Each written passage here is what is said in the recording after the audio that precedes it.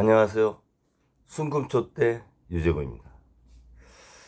연휴 마지막 날입니다. 귀경길 안전운행 하시기 바랍니다. 최근에 독일이 정치적으로 경제적으로 상당히 혼란스럽고 어렵습니다.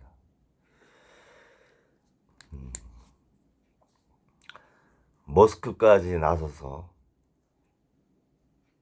AfD라고 하는 극우정당을 지지하는 그런 내정 간섭까지 이렇게 하는 상황이 발생이 됐는데요.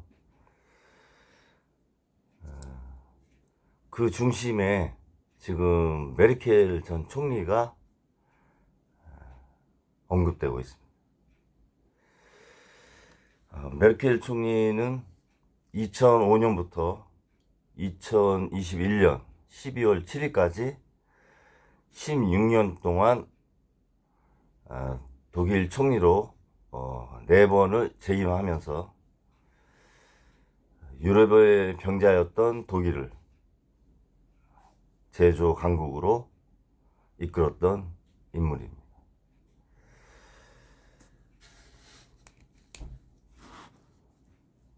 오바마 미국 대통령이 EU와의 관계를 위해서 연임을 해달라고 할 정도로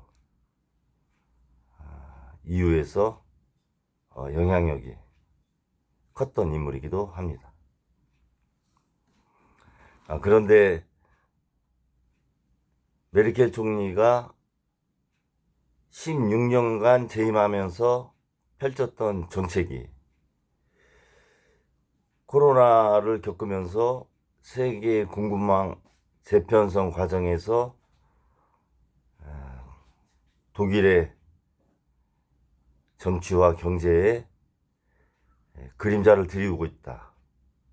지금 이렇게 얘기하는 거죠. 메르켈 총리가 정책적으로 심혈을 기울였던 부분은 한 3가지 정도가 됩니다.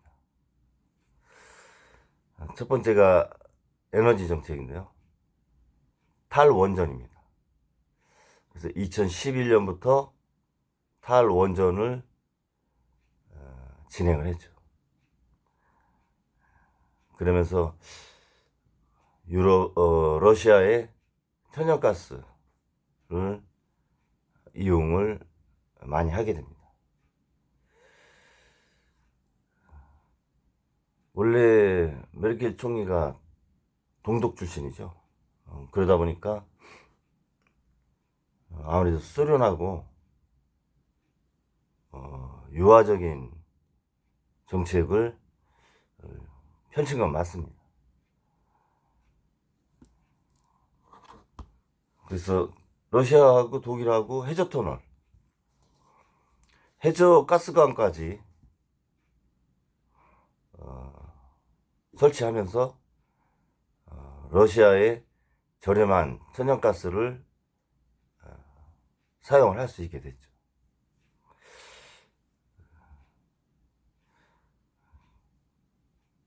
이러한 탈원전이 14년이 지난 현재의 독일의 에너지 문제를 야기시켰다. 이렇게 이제 얘기를 하는 거죠. 그 해저 가스관이 폭파됐고, 우크라이나 특수 병단에서 폭파한 거로 이렇게 이제 언급은 되고 있는데요. 그러면서 에너지 가격이 10배 상당히 올랐습니다. 그래서 에너지난을 겪은 것도 맞습니다. 그리고 독일이 에너지를 받아서 그것으로 제조업을 강하게 만드는 것도 사실입니다. 러시아는 독일의 천연가스를 팔면서 재정에 많은 도움이 또 됐고,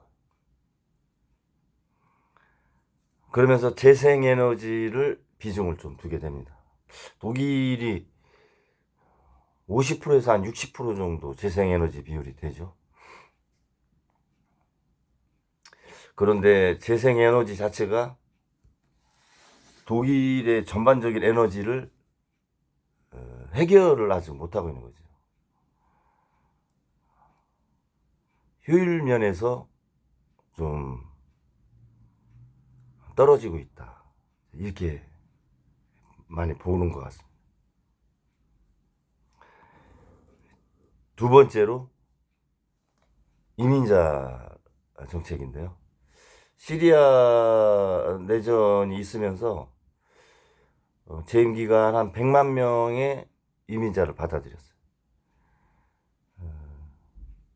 인구가 감소하고 노동력이 부족해서 이민자 정책을 실시를 했는데, 이민자를 받아들이면서 자연스럽게 복지 정책이 동반이 됐죠. 이민자들한테 들어간 복지 정책 금액이 상당히 많은 것으로 또 얘기를 합니다. 420억 유로 정도 뭐 이렇게 얘기를 하는데요. 유럽 자체가 복지를 지향하기 때문에 그런 인권 존중 바탕에서 실시된 거 아닌가, 이렇게 생각이 듭니다. 문제는 1990년에 독일이 통일이 됐죠. 35년이 이제 지났는데, 35년이 지난 지금 상황에 소독 주민과 동독 주민의 삶의 질 또는 지역 발전, 그런 것들이 제대로 이루어지지 않았다, 이런 평가도 받습니다. 그런 것들이 이민자가 소독에 있는 국민들을, 동독에 있는 국민들을 일자리와 기회비용을 차지한 거 아니냐, 그런 부정적인 시각으로 보시는 분도 많아요.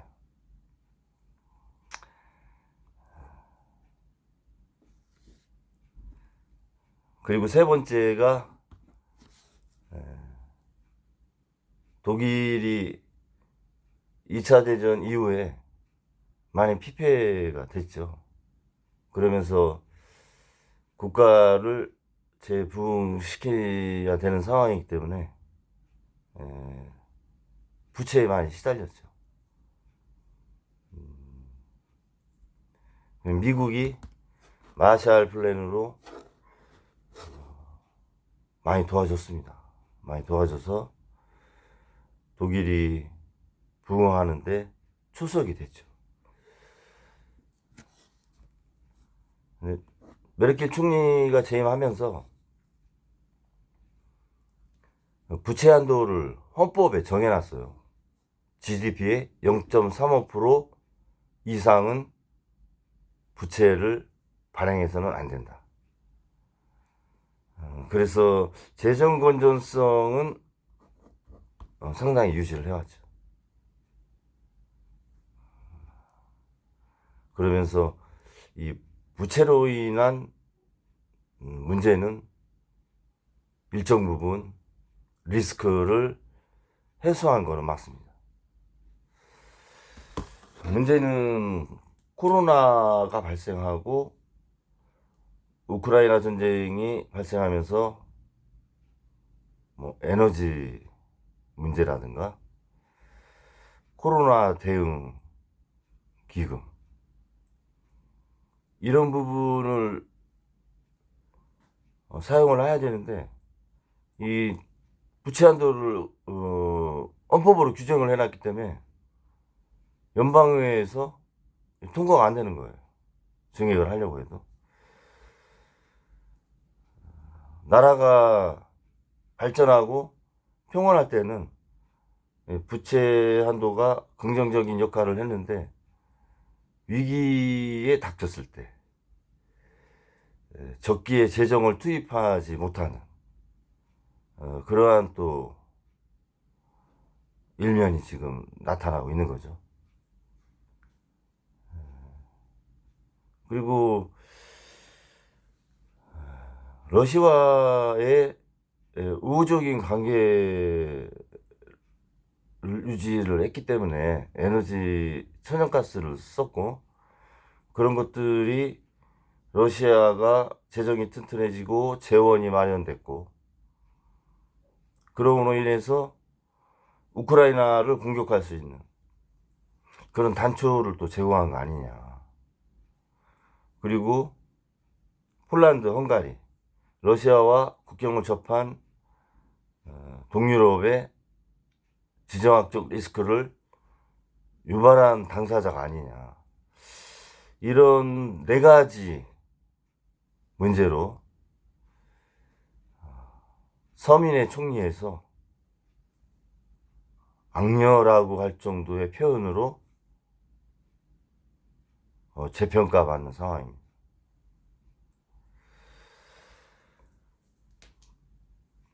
메르켈 총리가 퇴임한 지 3년이 이제 넘었는데요. 그동안 슐츠 총리가 이어받아서 독일을 이끌어오고 있습니다. 내정이 혼란스럽다 보니까 연방의회를 해산했어요. 2월 23일 날 의회를 다시 구성을 하죠.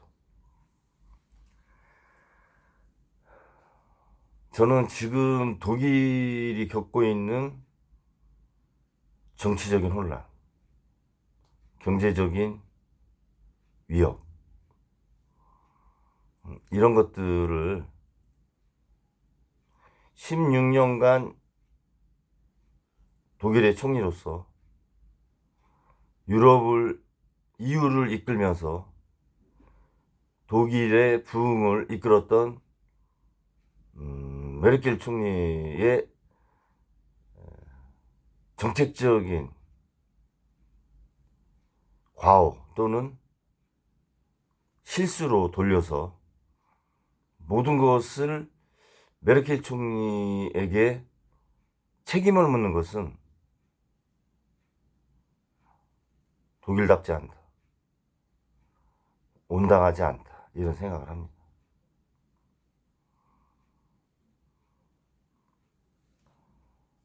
역사는 패러다임이 있는 겁니다. 그 패러다임 속에서 자신이 주도한 패러다임이든 외부 환경에서 왔던 패러다임이든 그 패러다임에 적응을 잘하는 개체는 살아남는 겁니다. 그러지 않은 개체는 생태계에서 도태되는 거죠. 저는 메르켈 총리가 재임 기간에 나름의 패러다임과 생태계에서 최선을 다했다고 생각해요.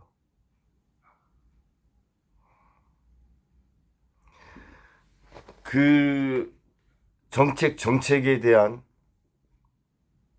빛과 그림자는 있는 겁니다.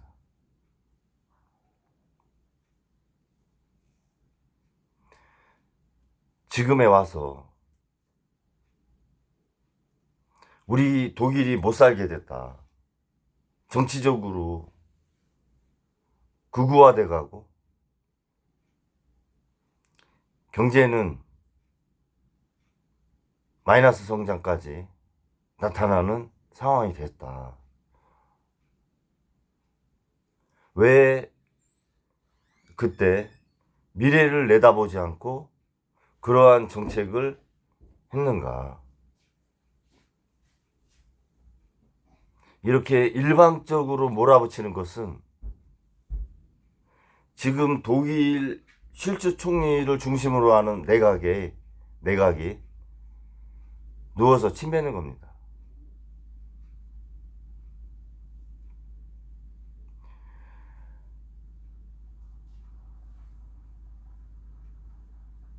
어려웠던 독일을 제3위의 제조강국으로 회복을 시켜놨잖아요. 그리고 대다수의 국민이 그러한 경제적인 정책, 정치적인 안정을 통해서 재정이 건전화됐고 국부가 쌓여서 양질의 삶을 다 혜택을 받았습니다. 그런데 지리적으로 문제가 발생했죠. 그거로 인해서 정치적인 혼란, 경제적인 문제가 발생을 했습니다.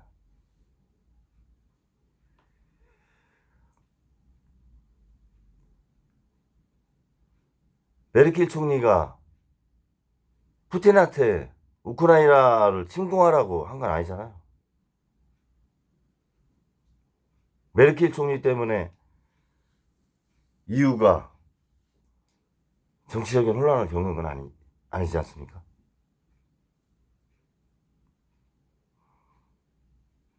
그리고 메르켈 총리가 원전을 반절하고 화석연료와 천연가스 중심으로 에너지 정책을 피고 제조업을 육성을 하고 인권 차원에서의 이미자 정책, 그리고 인구 감소에 따른 노동력 부족에 대안으로 이미자 정책을 실시를 했고,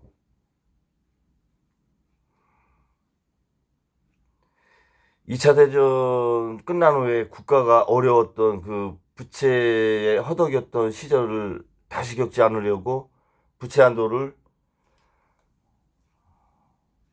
그렇게 탄탄하게 해놓은 것들이 지금 당장 독일이 운신의 폭이 적다고 해서 메르켈 총리한테 전방위적으로 책임을 묻고 마녀사냥을 하는 것은 저는 전임 총리에 대한 예우가 아니라고 생각합니다. 만약에 2005년부터 2021년 12월 7일까지 메르켈 총리가 아니고 다른 분이 총리가 했다면 독일이 그만큼 성장할 수 있었을까요? 역설적으로 그거를 한번 저는 묻고 싶어요.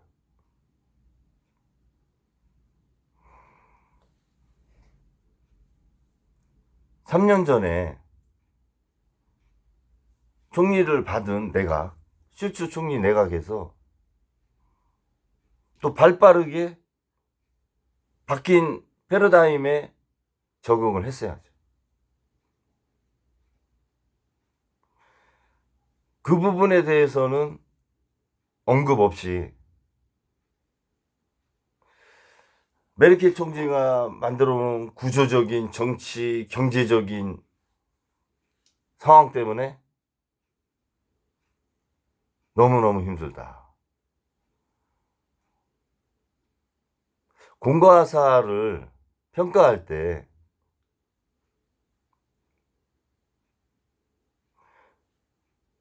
예의를 갖추고 좀 할 필요가 있다. 그런 생각이 많이 듭니다. 메르켈 총리가 비상계엄을 발동했어요? 아니면 부패로 또는 국정농단으로 법정에 섰습니까? 여전히 그 슈퍼에 가서 일반 부부로 그렇게 식료품을 사는 모습을 보여주잖아요.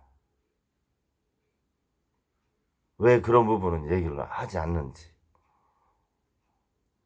그런 생각이 듭니다.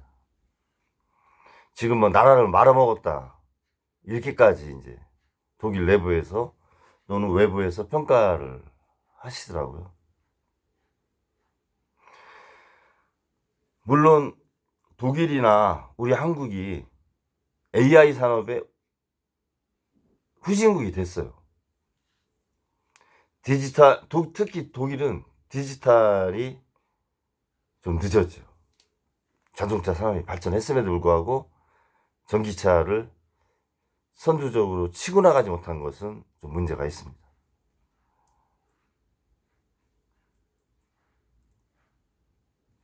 신산업을, 미래에 대한 신산업을 또는 미래에 대한 신산업에 대한 인프라를 구축하지 못한 것은 잘못일 수 있습니다. 지도자로서 그것은 잘못입니다. 지도자는 과거에 문제됐던 거를 해결하고 현재의 상황을 잘 이끌어서 좋은 나라를 만드는 것도 중요하지만 미래를 설계하는 것도 큰 책임인 겁니다. 그런 부분에서는 메르켈 총리가 잘못했어요.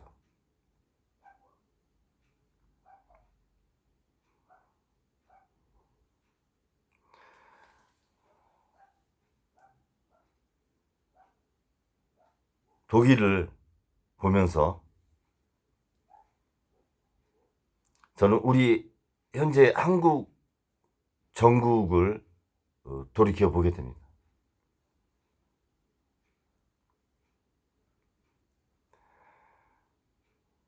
지난 2년 반 동안 국민들이 이렇게 하시면 안 됩니다라고 하고 저희는 피드백을 많이 줬어요. 윤 정권한테. 현재의 패러다임은 바뀌고 있습니다. 그런데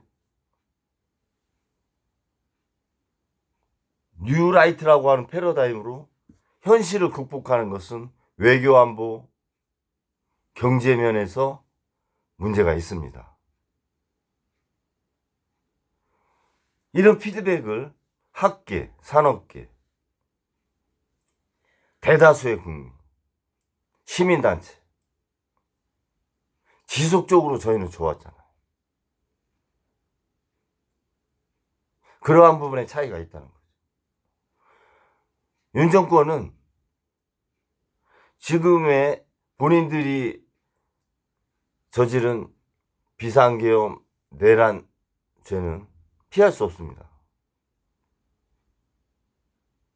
그리고 그 책임은 명확하게 규명짓고 책임을 묻고 가야 나라가 올바라 서는 겁니다.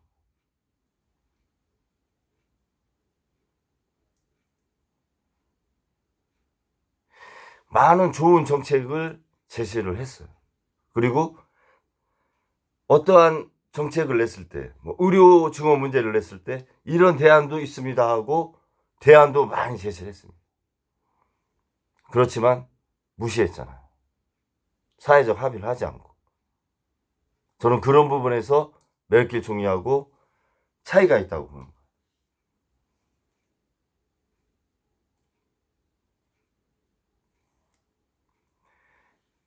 지금은 삼성이 신용등급이 하락이 될 정도에까지 와 있습니다. 국가 신용등급이 하락될 수도 있어요. 그 상황까지 온 겁니다. 나라가 어려워진 거, 혼란스러워진 거를 뭐 다른 예를 들 필요가 없어요. 국가 대표 기업이 신용등급이 하락됐고 안정적에서 부정적으로 바뀌었고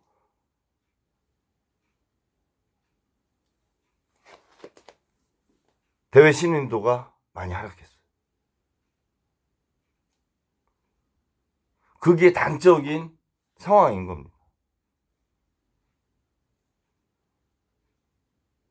메르켈 총리가 보여주기식 정치, 거칠의 정치를 하진 않았잖아요.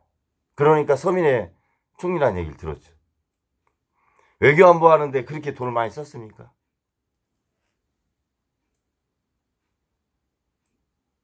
그리고 본인의 이너서클 만들고 일가만을 위해서 그렇게 하지 않았잖아요. 그렇게 했다면 지금 법정에 섰고 영화의 신세가 될 거죠.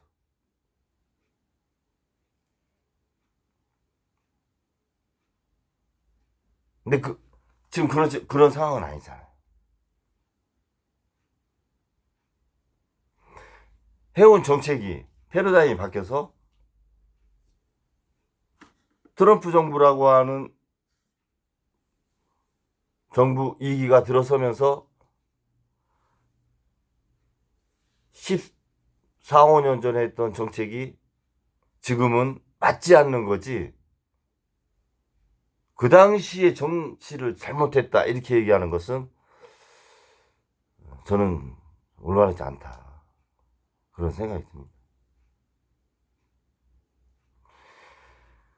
역사를 평가하는 데는 너무 이기적이면 안 돼요.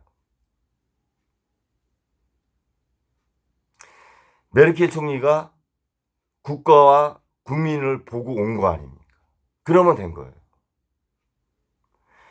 자신과 자신의 일가와 자신의 일부 이너서클만 보고 왔다면, 그리고 그러면서 에너지 정책, 이미자 정책, 부채 한도, 또 지역 불균형 발전 이런 거를 했다면 당연히 잘못된 지도자였죠.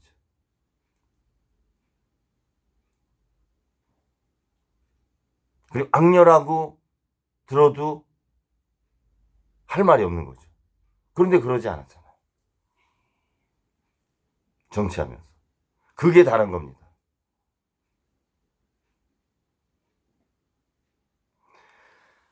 지금의 독일의 슐츠 내각이 메르켈 총리한테 정권을 받으면서 세계화에서 블록하려고 하는 과정에서 잘 대처를 했는가, 그 부분에 대한 자성의 목소리도 좀 있어야 된다, 저는 그렇게 생각합니다.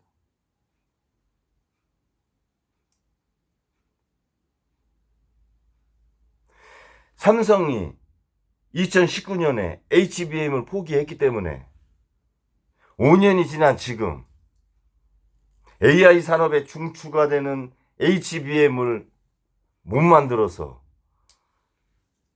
경제가 무너지고 나라가 위기에 빠졌다, 그래서 삼성은 죽일 놈의 기업이다, 이렇게 얘기하면 안 되잖아요. 그리고 삼성은 이제는 처단해야 될 대상이다, 그런 논리로 가면 안 된다.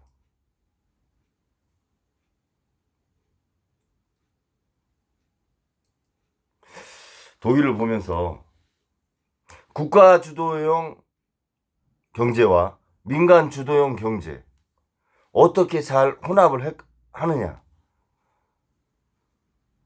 이게 가장 중요한 문제입니다. 그 바탕에 우리나라는 저성장이라고 하는 지금 기저가 있어요. 저성장 기조에서 국가 주도형이 맞냐 민간 주도형이 맞냐 경험해본 사람이 없잖아요. 최상무 부총리 권한대행 해봤습니까? 저성장? 이창용 한국총재 경험해봤어요? 내각에 있는 장관들 해봤습니까? 한덕수 국무총리 저성장 경험해보셨어요? 다 안 해봤잖아요. 전부 다 설상 초보의 길을 가는 거 아니에요. 눈이 내린데 첫 발자국을 띄면서 가는 거 아니에요.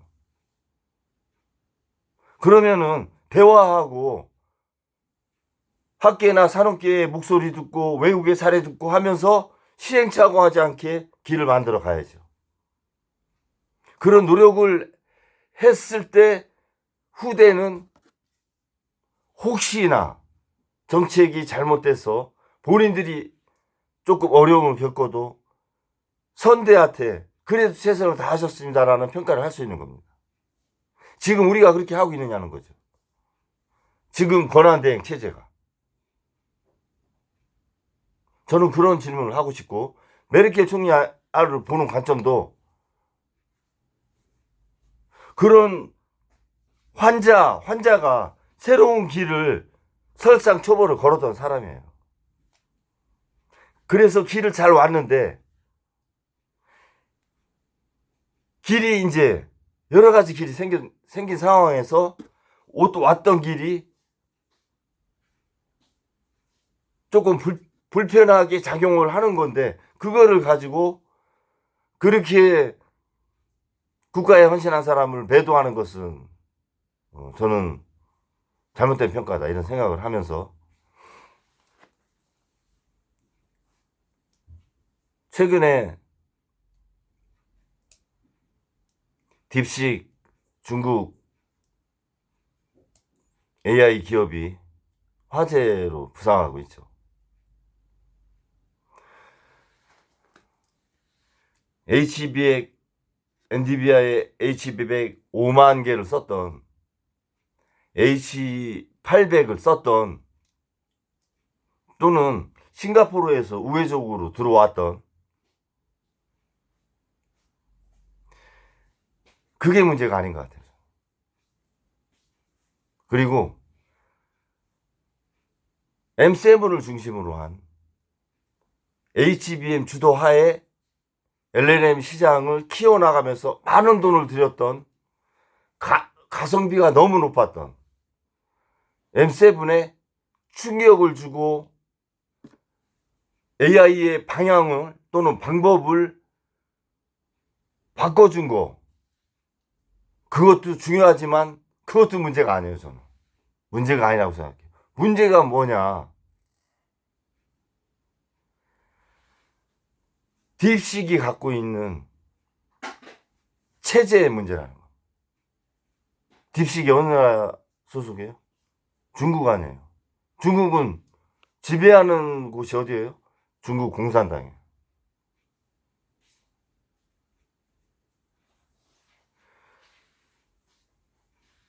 딥식이 개발한 V3나 R1으로 중국 공산당은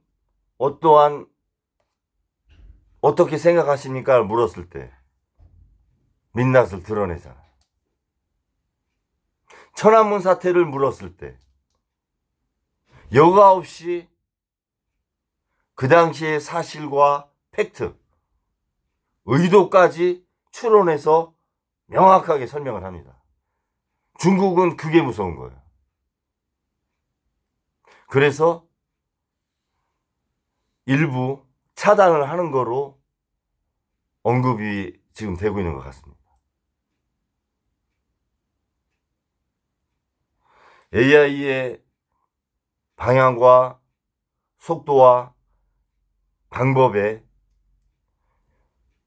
획기적인 한 획을 그은 작은 회사가 크게 성장할 수 있는데, 공산당이라고 하는 체제의 한계를 극복하지 않으면 저는 AI 산업에서 선도적인 역할을 못할 것 같아요. 단지 공산당을 유지하는 공안 역할을 하는 AI 기업으로 남지 않을까, 그런 생각이 듭니다. 중국 안면 기술이 세계 1위죠. 그게 군사적으로 이용하려고 하고 14억 인구를 통제하려고 공안에 쓰려고 발전된 거 아니에요?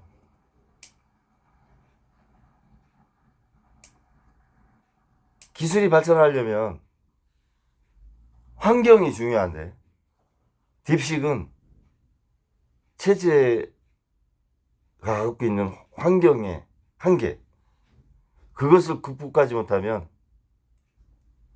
세계적인 AI 기업으로 발전하지 못합니다.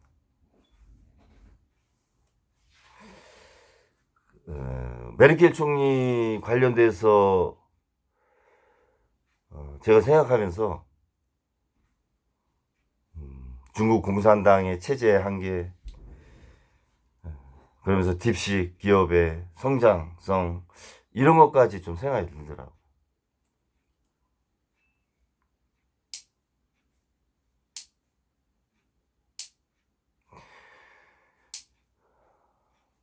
미국이 트럼프 대통령이 2기 출범하면서 제재로서 성장을 하려고 하죠. 인센티브로 성장하려고 하는 게 아니라 제재로서 성장을 하려고 합니다. 부동산업자라 그래요. 부동산을 개발하려면 아주 그 허름한 부동산을 삽니다. 슬럼화된. 그리고 거기를 완전히 못 쓰게 만들어요. 그리고 나서 거기를 재개발합니다. 번화가로. 그렇게 해서 돈 벌잖아요. 부동산 개발업. 어떤 희생을 대가로 성장을 합니다. 저는 관세라는 그러한 제재가 전 세계를 계획경제 안에 놓는 거 아니냐. 계획경제는 누가 추구하는 거예요? 중국 공산당이 하는 거 아니에요. 중국 공산당도 한 35%는 자본주의가 스며들었어요.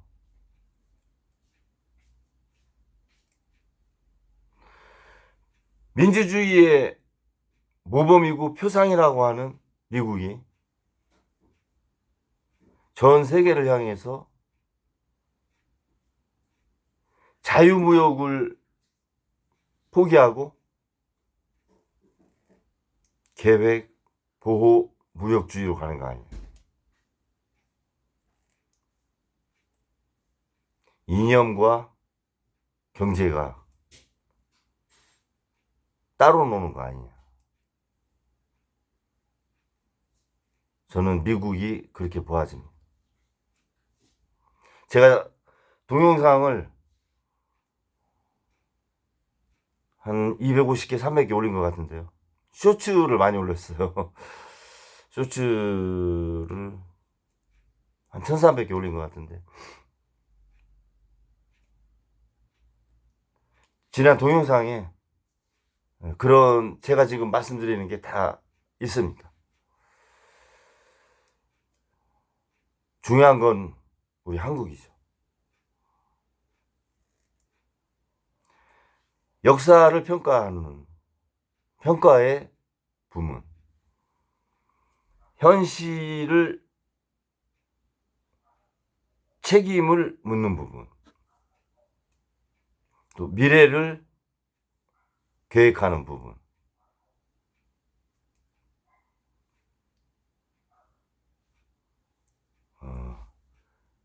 국가와 국민이라고 하는 잣대, 또 민족과 결의라고 하는 잣대에서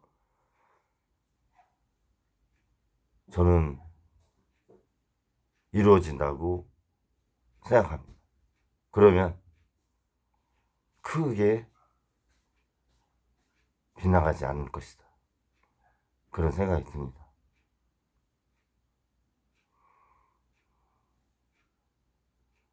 남은 연휴 잘 보내시고 가족과 즐거운 오후 되시기 바랍니다. 감사합니다.